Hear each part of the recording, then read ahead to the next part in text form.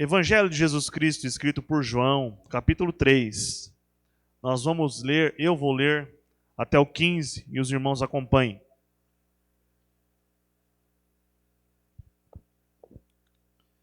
Diz assim a palavra: E havia entre os fariseus um homem chamado Nicodemos, príncipe dos judeus. E este foi ter de noite com Jesus e disse-lhe: Rabi, bem sabemos que és mestre vindo de Deus, porque ninguém pode fazer estes sinais que tu fazes se Deus não for com ele. Jesus respondeu e disse-lhe: na verdade te digo, que aquele que não nascer de novo não pode ver o reino de Deus. Disse-lhe Nicodemos: como pode um homem nascer sendo velho? Porventura pode tornar a entrar no ventre de sua mãe e nascer? Jesus respondeu: na verdade te digo, que aquele que não nascer da água e do Espírito não pode entrar no reino de Deus. O que é nascido da carne é carne. O que é nascido do Espírito é Espírito. Não te maravilhes de ter te dito: necessário vos é nascer de novo. O vento sopra onde quer e ouve sua voz, mas não sabes de onde vem nem para onde vai. Assim é todo aquele que é nascido do Espírito. Nicodemos respondeu e disse-lhe: como pode ser isso? Jesus respondeu e disse-lhe: tu és mestre de Israel e não sabes disso? Na verdade te digo, que nós dizemos o que sabemos e testificamos o que vimos, e não aceitais o nosso testemunho. Se vos falei de coisas terrestres, e não crestes, como crereis se vos falar das celestiais? Ora, ninguém subiu ao céu, senão o que desceu do céu, o Filho do homem, que está no céu. E como Moisés levantou a serpente no deserto, assim importa que o Filho do homem seja levantado, para que todo aquele que nele crê não pereça, mas tenha a vida eterna. Amém?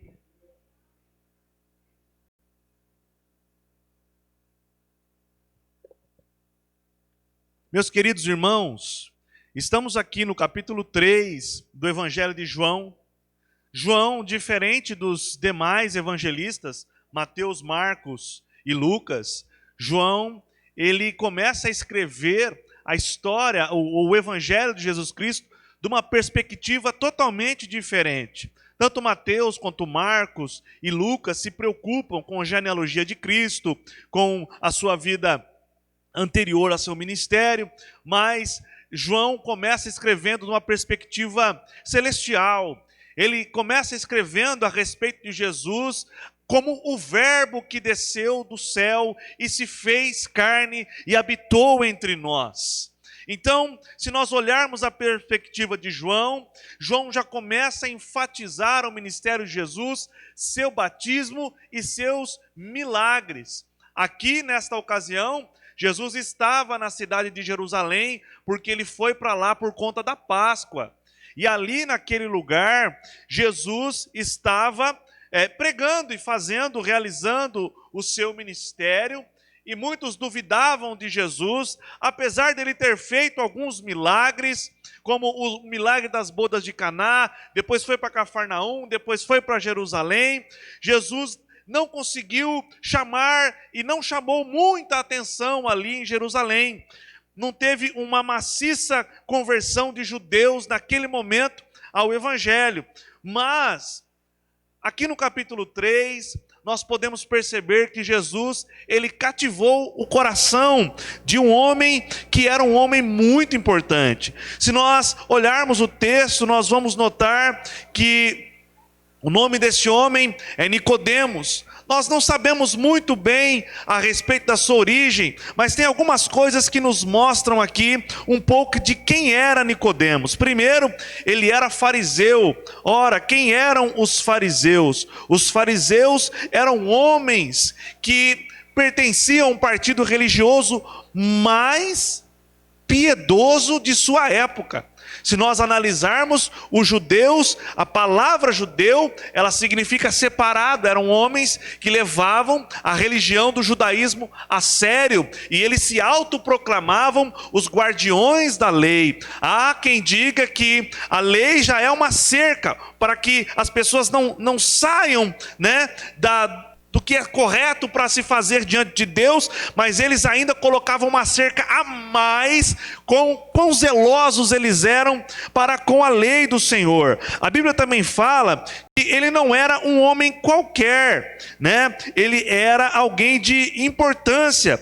Ou seja, se nós analisarmos aqui no capítulo 7, versículo 45, depois o versículo 50, aqui do mesmo evangelho, nós vamos perceber que ele fazia parte do Sinédrio. Ora, o que é o Sinédrio? Se nós analisarmos Números no capítulo 11, no verso 16, nós vamos ver uma fase em que Moisés era profeta em Israel e ele estava cansado, estava muito cansado.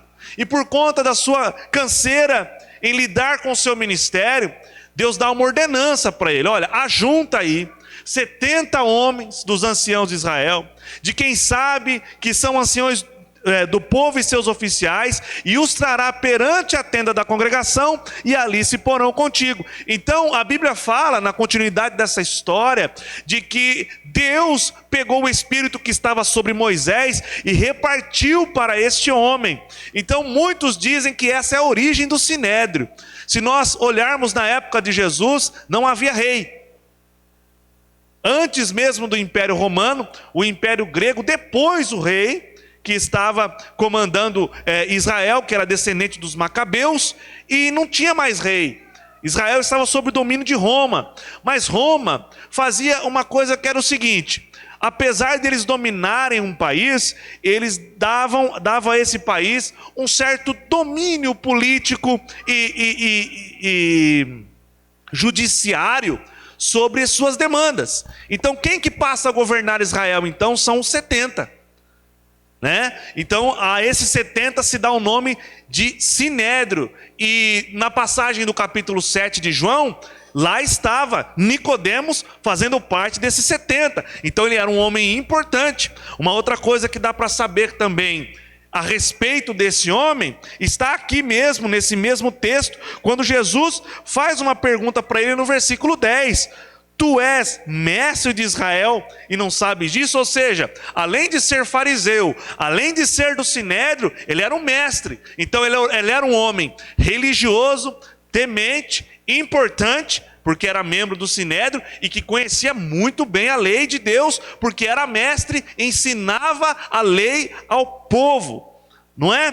Então, se nós olharmos aqui, irmãos, no versículo 1, 2, o 3 e o 4, nós vamos perceber que este homem, logo no versículo 2, ele vai procurar Jesus. Ele vai procurar Jesus à noite. E quando ele encontra Jesus, ele já começa interrogando Jesus, né? Primeiro ele faz um elogio, dizendo: Rabi, bem sabemos que és mestre de Deus, porque ninguém pode fazer esses sinais que tu fazes se Deus não for com ele. Então ele vai ter a noite com Jesus e faz então esses elogios a Jesus. Alguns dizem que ele vai ter a noite com Jesus porque não queria ser visto com Jesus, para que não fosse envergonhado. Outros dizem que ele foi procurar Jesus à noite porque Jesus tinha um ministério muito ocupado, então não dava tempo de ele ter um tempo a sós com Jesus de dia. Então logo ele não queria só ouvir as pregações de Jesus, mas ele queria ter um encontro cara a cara com Jesus, por isso ele se reservou à noite. Outros dizem ainda que como ele era um homem do Sinédrio, e por isso ele servia o povo, né, como conselheiro e como juiz, ele também era um homem muito atarefado, logo ele só podia fazer a visita à noite. Mas ainda tem uma interpretação que eu acho que pode caber bem, se nós lermos o Evangelho de João, ele fala que Jesus é a luz. Ele fala que Jesus é a luz do mundo. Ele sempre faz um contraste entre trevas e luz. Então eu acredito que o evangelista João, quando faz questão de enfatizar que era noite, estava enfatizando a condição de Nicodemos, que era um homem que, apesar da sua importância, da sua religiosidade e do seu conhecimento bíblico, ainda estava em trevas. Então é esse o contexto que eu quero pregar para os irmãos aqui agora. Então, veja bem, apesar dele ser um homem religioso, apesar dele ser um homem importante, apesar dele ter vasto conhecimento na lei do Senhor, quando ele se apresenta para Jesus, ele chega com jeitinho, ele não vai de qualquer forma, ele não despreza Jesus.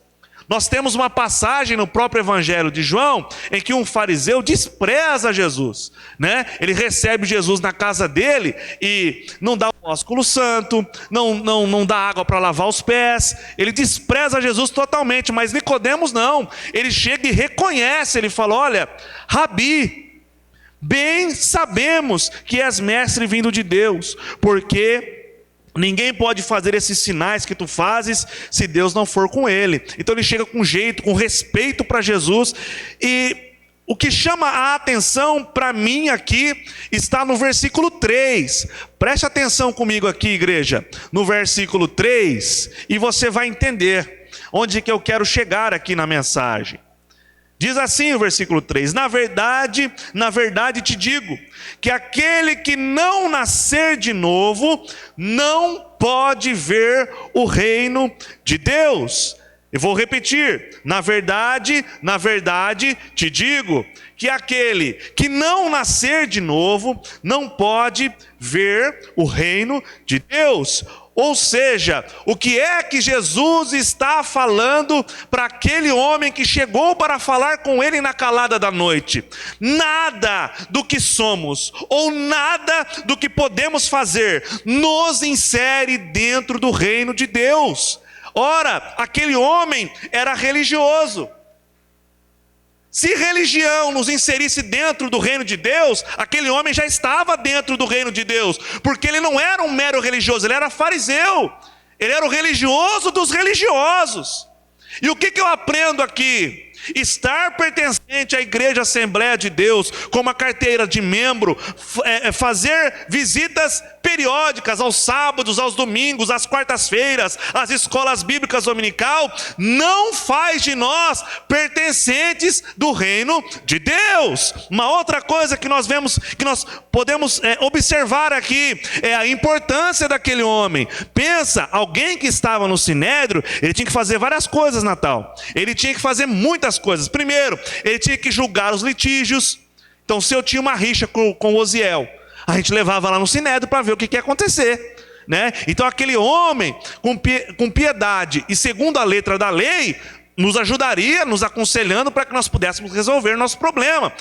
Mais coisas ainda, quando tinha problema de saneamento básico na cidade, quando tinha doenças, quando tinha falta de suprimento, tudo passava pelo Sinédrio, e ele estava lá, ajudando o povo a ir para frente. Então logo, ele era um homem importante. O que eu aprendo aqui? A nossa importância, a nossa relevância, mediante a sociedade. Não importa o que fazemos, se fazemos doações sociais, se somos engajados com projetos sociais, se pagamos nossas contas em dia, se fizemos bem para o nosso vizinho, não nos coloca dentro do reino de Deus. A bondade humana não é suficiente para pôr ninguém dentro do reino de Deus. Quem é que nunca ouviu isso? Mas o fulano é tão bom.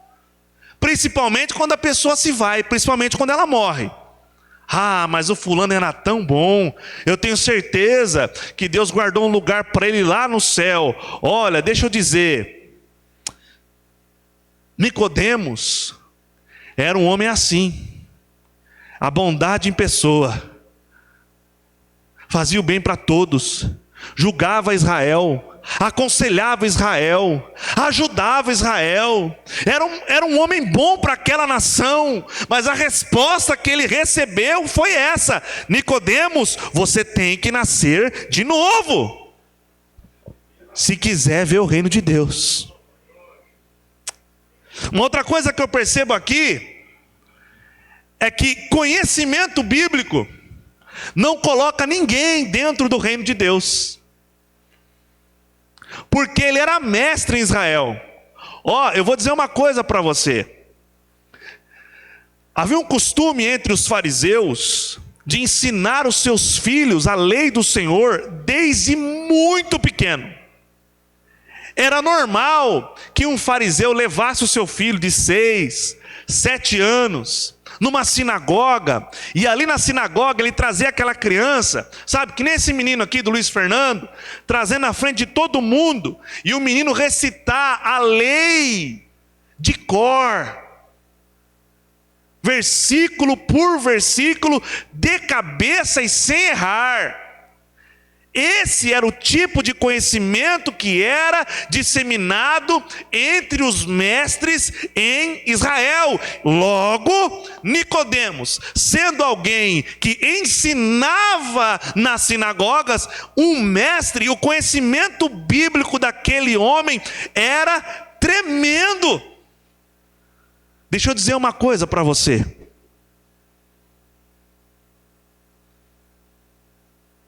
Talvez você nasceu na igreja, ou frequenta há muito tempo a igreja, se batizou, é membro. Talvez, por causa disso, você ajude os necessitados, os mendigos, as pessoas que estão precisando na sua família, na sua casa, fora da tua casa, no teu trabalho. Você é uma pessoa 10, faz o bem para todos, todo mundo quer estar ao seu redor, porque você é honesto, é justo, é bom, como diz aí fora, né? Você irradia luz. Talvez você conheça a Bíblia muito bem, do Gênesis ao Apocalipse. Eu tenho uma notícia para te dar, a mesma que Jesus deu para Nicodemos. Na verdade, eu te digo que aquele que não nascer de novo não pode sequer ver o reino de Deus. A porta de entrada para o reino de Deus não tem o seu locus, o seu foco no homem, mas em Deus. É Ele quem nos adentra dentro de seu reino, e não é pela nossa religiosidade, pela nossa importância e muito menos pelo nosso conhecimento. É pela graça que Ele nos ingressa para dentro do teu reino. Irmãos, eu fico imaginando Nicodemos, quando recebe essa resposta de Jesus, na cabeça dele, o que será que ele pensou? Eu cheguei aqui, porque eu tenho moral para chegar aqui. Eu sirvo a Deus desde pequeno, sou fariseu, sou do sinédrio, sou um homem de vasto conhecimento, sou mestre da lei. Quantos homens de Deus eu não formei? Ele deve ter pensado isso. Quantos homens de Deus não se formaram comigo? E mais, eu louvei a Jesus. Cheguei aqui e reconheci que Ele é o Rabi, que as coisas que Ele faz, só Ele pode fazer. No meio de tanto falso profeta aqui, eu reconheci Ele como um profeta legítimo. Deixa eu te dizer uma outra coisa que esse texto nos diz: louvar a Jesus, ou seja, elogiar a Jesus, cantar hinos de louvores a Jesus, pertencer ao grupo de jovens do círculo de oração ou de varões, cantar eu quero mais de ti. Não estou falando por irmão Nelson, é só porque veio essa letra aqui na minha cabeça. Não te faz entrar dentro do reino de Deus. Não faz. O homem estava em trevas, o homem estava perdido. Então qual é a solução para o homem que precisa entrar no reino de Deus? Só há uma solução: é necessário nascer de novo. É só nascendo de novo. O que é nascer de novo, irmão Edenilson? Porque essa também foi a dúvida de Nicodemos.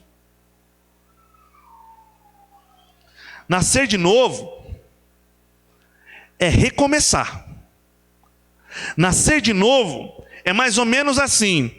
Vamos imaginar que esse templo tão bonito foi construído em cima do mangue. O mangue é aquela área entre o mar e a terra, que é um lamaçal só. Então o engenheiro vem aqui, Natal, e condena essa obra. Fala assim, ó, esse templo aqui ele está condenado a afundar. Por quê? Porque a maneira que ele foi feito não é suficiente, não tem engenharia e tecnologia suficiente implementada nesse templo para suportar o mangue. Logo, ele vai afundar. As fundações dele não estão corretamente feitas, esse templo vai afundar. Irmão, se isso acontecer, não vai adiantar nada pintar as paredes. Não vai adiantar nada pegar o reboco velho e colocar um reboco novo por cima. Não vai adiantar nada tirar as portas de vidro e colocar portas mais leves. Mais tempo ou menos tempo, o templo vai sucumbir. Então, nascer de novo não é receber uma reforma, não é receber uma nova roupagem. Nascer de novo é ser reconstruído desde o alicerce do mais profundo do seu ser. É necessário que você seja reconstruído para que você nasça de novo. Isto é nascer de novo. Nascer de novo é receber em seu coração novos princípios. Você era guiado pela lei do pecado, agora você é guiado pela justiça de Cristo. São novos princípios que são plantados no coração do homem. O homem que nasce de novo, ele tem novos afetos. Ou seja, o sentimento de ódio, o sentimento de ira, o sentimento de lascívia, o sentimento da concupiscência da carne, da cobiça dos olhos, ele é totalmente suprimido por novos afetos em Cristo. As coisas desse mundo passam a não ter mais o mesmo interesse e o céu se torna o seu alvo. Isso é nascer de novo. Nascer de novo é ter novos objetivos. Antes, irmãos, o objetivo do homem era, quem sabe, ganhar muito dinheiro, se dar bem, mesmo que não fosse de maneira lícita, não importa, ter uma vida boa, uma boa velhice e acabou. Mas o nascido de novo tem o seu olhar voltado para a eternidade. Ele não olha para essa vida como um fim, mas como o começo daquilo que ele há de viver no céu eternamente com Deus. Isso é nascer de novo. Nós tivemos um primeiro nascimento, todos nós que estamos aqui. E sabe para que veio esse primeiro nascimento? Para uma coisa só, e o nome dela é pecado. Perceba, o homem que não nasceu de novo, ele tem a sua carne comandando todo o seu ser. Embora haja uma alma dentro dele, esta alma está cativa, esta alma está prisioneira dos desejos do primeiro nascimento. Aquele que é nascido da carne é carne, e por esse motivo ele não consegue vencer o pecado. Mas o novo nascimento, o segundo nascimento, não é um nascimento terreno. Quando Jesus fala que é necessário nascer de novo, a palavra que ele quer dizer aqui é nascer de cima para uma vida de comunhão com Deus. Isto é nascer de novo. Olha, meus irmãos, se não nascermos de novo, não podemos ver o reino de Deus. Nicodemos tinha tudo. Se ele era fariseu, provavelmente, para ser fariseu, a família dele tem que ser um exemplo, e não só ele. Então tinha uma boa esposa, tinha bons filhos, tinha bons relacionamentos. Se o nomearam para o sinédrio, imagina a importância desse homem para a sociedade. Todo mundo gostava de Nicodemos. Ele tinha boa família, tinha bom status, tinha boa fama, tinha bom conhecimento, mas estava cego. Ele não podia ver, não é entrar, é ver. Ele não podia reconhecer, ele não podia nem saber o que era o reino de Deus. É por isso que no verso 4, ele chega e fala: ó, como é que pode um homem nascer sendo velho? Porventura, ele pode tornar a entrar no ventre de sua mãe e nascer? Não parece uma pergunta um pouco inocente? Um pouco da falta de conhecimento? É claro que essa pergunta que Nicodemos está fazendo é uma pergunta retórica, porque qualquer um sabe que ninguém pode voltar no ventre de sua mãe e nascer de novo. Então ele está fazendo como se ele estivesse dizendo assim: Senhor, mas como é que pode isso aí que o Senhor está falando? Porque qualquer um sabe que um homem não pode, sendo adulto, voltar no ventre de sua mãe e nascer de novo. É daí que vem a indagação. Sabe o que é isso, irmãos? Se nós percebermos um pouquinho do contexto da vida desse homem, a gente vai perceber o porquê que ele perguntou isso. Eu pergunto: quem foi o povo que Deus escolheu há 4.000 anos atrás? Foi os judeus. Deus chamou Abraão e falou: Abraão, em ti serão benditas todas as nações da terra. Depois que Abraão morre, vem Isaac, depois vem Jacó, e Jacó gera 12 filhos. Esses 12 filhos geram toda uma descendência de homens e mulheres que, quando nasciam, os pais chegavam e falavam assim: meu filho, agora que você já tem idade para entender, deixa eu falar uma coisa para você, você é muito especial. Você é especialíssimo. Por quê, pai? Porque é o seguinte: Deus chamou Abraão, virou amigo dele, e falou que a descendência dele seria o povo que Deus escolheu para chamar de seu povo aqui na terra. E adivinha, você é descendente direto desse homem. Agora você imagina alguém ouvindo isso: rapaz, eu sou especial demais. Eu sou especial demais. Então, na cabeça de Nicodemos, ele era esse tipo de homem.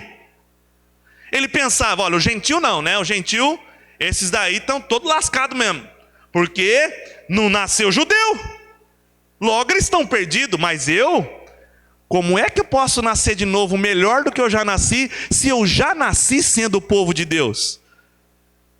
A pergunta dele é por esse motivo. É por isso que ele não entende. Mas eu quero te dizer uma coisa aqui, nessa noite. Tem muita gente que ancora a sua salvação na sua bondade, ou na sua religiosidade, ou no seu conhecimento, ou ainda na sua origem. Quero dizer a você que nasceu na igreja, filho de crente não é crentinho. Filho de crente tem que nascer de novo também. Não importa há quanto tempo você está aqui nesta igreja, não importa se você já desceu as águas do batismo, se você não nasceu de novo, hoje é o dia que Deus quer ter um encontro com você, e desde o mais profundo alicerce da tua alma, Ele quer te reconstruir numa nova pessoa. Ele quer fazer em você e promover em você a mudança que só o Espírito de Deus pode fazer na vida do homem. E se você está pela primeira vez ouvindo que é necessário nascer de novo, essa mensagem é para você. Deus não quer você membro da Assembleia de Deus, Ele quer que o seu nome esteja escrito no livro da vida, e para ver o teu nome lá, é só nascendo de novo. Então Jesus, ele tem uma grande paciência com aquele homem. Percebe no versículo 5 que Jesus insiste em ensinar aquele homem. Por quê? Por dois motivos. Primeiro, que ele não entendeu mesmo. Mas em segundo lugar, é que ele foi humilde o suficiente para fazer uma pergunta honesta. Senhor, é claro que ninguém pode voltar a nascer de novo. Do que o senhor está falando? Então Jesus começa a explicar um pouco melhor para ele no verso 5 e fala assim, na verdade te digo que aquele que não nascer da água e do Espírito não pode entrar no reino de Deus. Então Jesus começa a lançar para ele algumas coisas que ele ainda nunca tinha ouvido em sua vida. A primeira coisa que Jesus lança para ele é que a regeneração pelo novo nascimento, ela tem um autor. Tem alguém que promove essa salvação. Tem gente, irmão, que ele está perdido lá no mundo.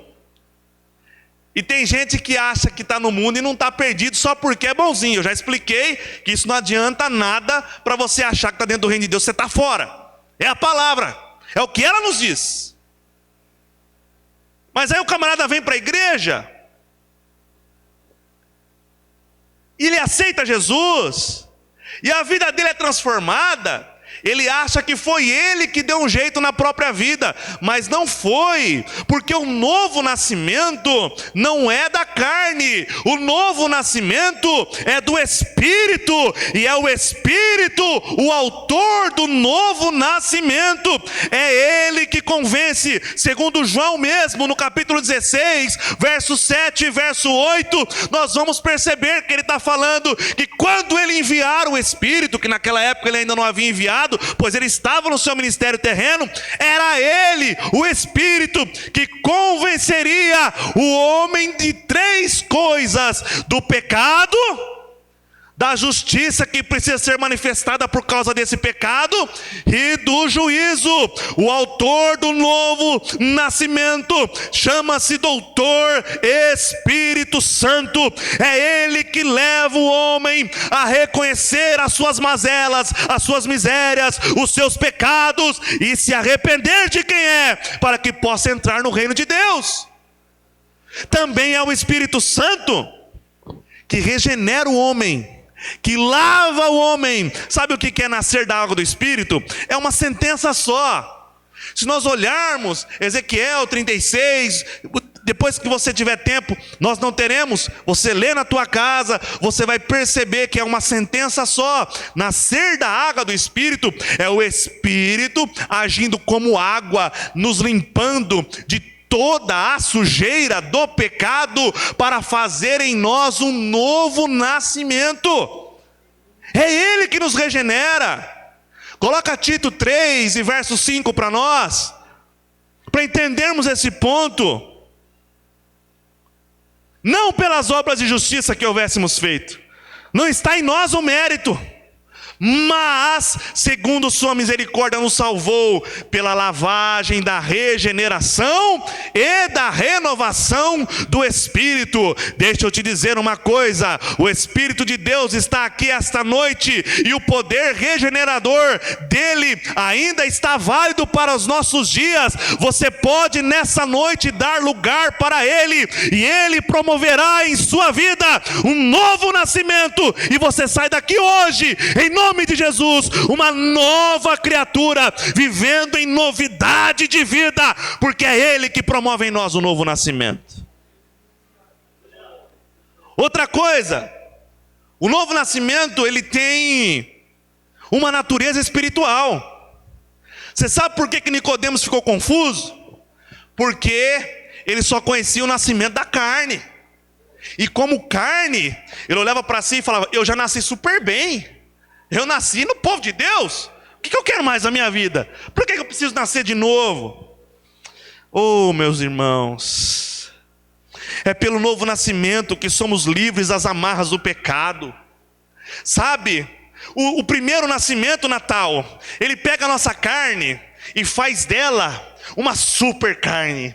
O primeiro nascimento, por conta do pecado original, ele pega a nossa carne e faz assim: carne, você vai ser tão forte, você vai ser tão forte, que a tua alma será a tua escrava. Ela vai te servir para os prazeres desta vida, para que você viva pecaminosamente, longe de Deus, distante de Deus e contra esse Deus, para que você seja alvo da ira do Deus Todo-Poderoso. Mas tem uma coisa: quando o Espírito Santo de Deus, aleluia, ele desce sobre o homem, quando o Espírito Santo de Deus promove no homem um novo nascimento, ele pega aquela alma cativa, aquela alma mirrada, aquela alma prisioneira, escrava das vontades de sua carne, e liberta essa alma. Aleluia, enche esta alma do seu espírito, e esse homem nascido de novo tem a capacidade, não pelos seus méritos, mas pela obra do Espírito, de olhar na cara do pecado e dizer: agora não, eu não sirvo mais a você, eu sirvo a um Deus Todo-Poderoso que me fez nascer de novo, e hoje eu sou uma nova criatura. O que o versículo 5 quer dizer, em primeira instância, é que tem um autor, e que o autor é o Espírito Santo. Logo, o nascimento novo, ele é espiritual.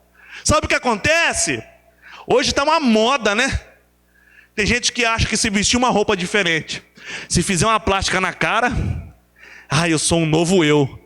Ô amigão, não é não, é a mesminha pessoa. Como diria o doutor Enéas Carneiro, né? Se fizer um exame de sangue lá, o DNA é da mesma pessoa, não vai mudar nada. Não adianta dizer que você nasceu no corpo errado. Você é você, e mesmo, e acabou. Agora eu te falo uma coisa: se você nascer do Espírito, aleluia, aí você vai ser novo, aí você vai ser diferente. Aí você não vai ser mais dominado pelas coisas deste mundo. Você vai perceber que é um peregrino, e que tudo que está aqui é passageiro, que não importa mais. Isso é nascer de novo, é ter uma nova consciência. Como que eu vou ter uma nova consciência sendo o mesmo homem? Não dá. É o novo homem, é a natureza de Cristo plantada em mim, é a obra do Espírito Santo me tirando daquele jambuzeiro bravo e me enxertando na oliveira verdadeira. Isso é nascer de novo. Aleluia. Tem um autor: o nascimento é espiritual, e por fim, ele é necessário. Somente nascendo de novo o homem pode ver o reino de Deus. Nós temos uma doença, irmãos. Sabe qual que é a nossa doença? Nascer em pecado. Não tem doença que é genética? Tem, né? A pessoa já passa a doença do pai para o filho, para o neto, para o bisneto, e por aí vai, né? É uma característica. O pecado é a mesma coisa. Adão pecou, contraiu a doença, e agora todo mundo está encerrado debaixo desse pecado. Então é por esse motivo, nós somos carnais até a alma. Nós só vamos deixar de ser carnais se nascermos de novo. O outro motivo pelo qual nascer de novo é necessário é um pelo qual eu já até comentei aqui. Não vai adiantar você vestir uma roupa de crente, terno e gravata, um casaco novo, ou um rosto novo. Não vai resolver. Não fará de você alguém que vive em novidade de vida. Você tem que se revestir de um novo homem. É inteiro. É por isso que é necessário nascer de novo. Deixa eu te dizer uma coisa. Às vezes você está olhando aqui para mim e pensando: mas como é que eu vou fazer isso? Tudo que esse rapaz está pregando, eu acredito, mas eu não sinto que eu nasci de novo. Deixa eu te dizer, o verso 8 fala assim, ó: o vento sopra onde quer e ouve sua voz, mas não sabe de onde vem, nem para onde vai. Assim é todo aquele que é nascido de novo. Sabe o que Jesus está ensinando aqui para Nicodemos? Nicodemos, você não consegue dominar o vento. Ele sopra como ele quer. Você não sabe nem de onde ele vem e nem para onde ele vai. Preste atenção no que eu vou dizer aqui. O Espírito Santo é esse vento. É Ele que é o livre operador da salvação. É Ele que é o livre operador da regeneração e do nascer de novo, da nova natureza. A natureza de Cristo que é plantada no homem é obra inteira do Espírito. Nós não sabemos como o Espírito age, quando ele age, em quem ele quer agir. É como o vento, nós não sabemos. Mas aleluia, é possível ouvir a sua voz. É o que o versículo diz. Ele assopra onde quer e ouves a sua voz. Eu digo, talvez você não está vendo o Espírito Santo aqui, mas ouça a voz dele essa noite. Ele está soprando no teu coração. Ele quer promover em você algo que você é incapaz de fazer.